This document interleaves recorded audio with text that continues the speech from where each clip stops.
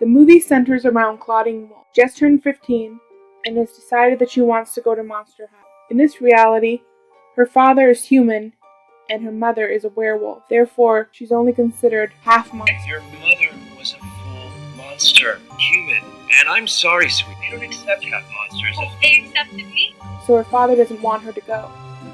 But because she really wants to, he decides that she should go to Monster High, but not tell anyone about her human half. You've really got to keep that part of your secret. When she transfers over into Monster High, we then meet Draculaura, who's struggling with her identity as she tries to impress her father with her good grades, but is crushed under the pressure of his expectations.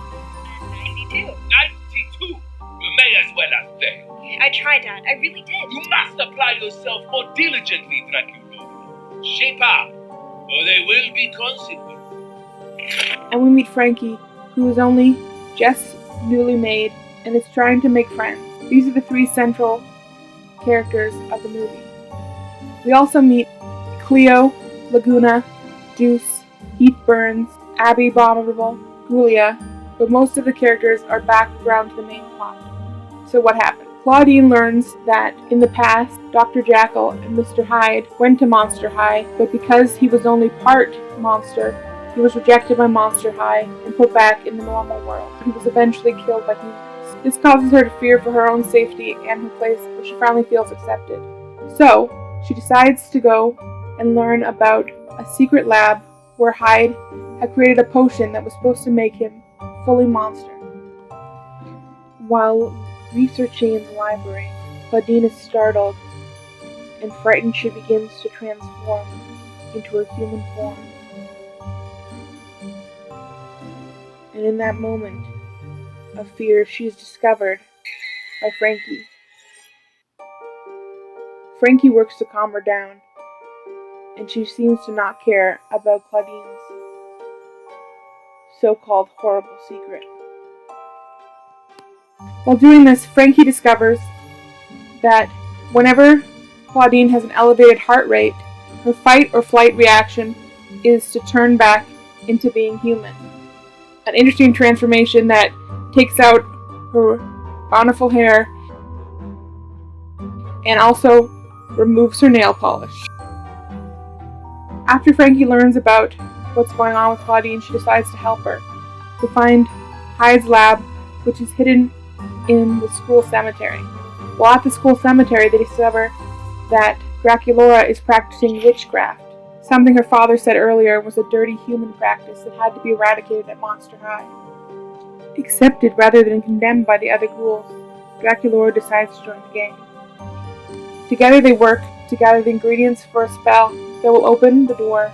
On their way back to school after curfew, they're discovered by Headmistress Bloodgood, Mr. Komos, the teacher, and Cleo. Betrayed. Our unnatural order has been offended. As they've come to confront Draculaura for using witchcraft. Before they can really get into it, the school reacts to the presence of a non-true monster heart, because in this version, it doesn't live at the school.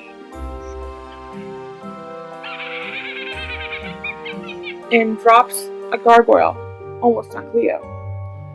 Claudine saves her, and they are sent off to bed. While the others sleep, Claudine escapes back to the normal world because she thinks she's too much of a danger for her friends. Her friends don't care and follow her to the human world, but they convince her to come back when they discover that Claudine's human form allows her handprint to open the door to the lab. They discover the potion that Holt had created, and for the first time, Claudine reflects on what she should do. She reflects that by taking the potion, she would be losing the part of her that comes from her father, a father who loves her. And deciding if she should take the potion that would remove her human half. At that moment, she is interrupted by Mr. Cosmos, who tells her not to do it and to give him the potion. She decides to listen and gives him the potion. Dun dun dun! He reveals that he is not Mr. Cosmos? He's not Mr. Cosmos, but is really the son of Hyde. Taking the potion, he becomes puffed up, steroid-like, with extremely long horns, becoming what he describes as the ultimate monster. and it turns out that he has this entire time wanted to destroy Monster High for what they did to his father.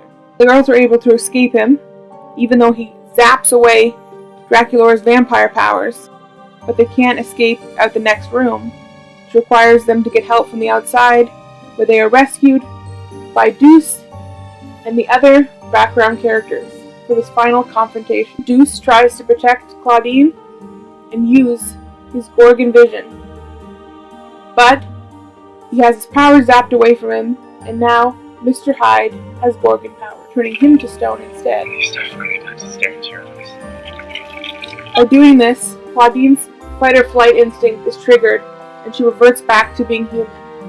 Everyone is shocked for 4 or 5 seconds, and then gets over it. At that moment, Cleo, turning out to also be a genius, hatches an instant plan and gives her phone to Claudine. He tries to zap her powers, but she reveals that she's fully human. So he tries to turn on his Gorgon eyes against her, but she flips up the phone to reflect him, turning him to stone.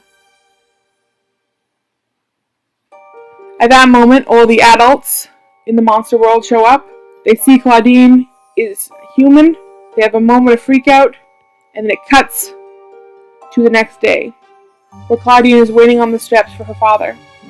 She goes into the school one more time to say goodbye to her friends, but at that moment, Mistress Bloodgood says that she has a true monster heart, and that humans can go to Monster High now, and it's all fine.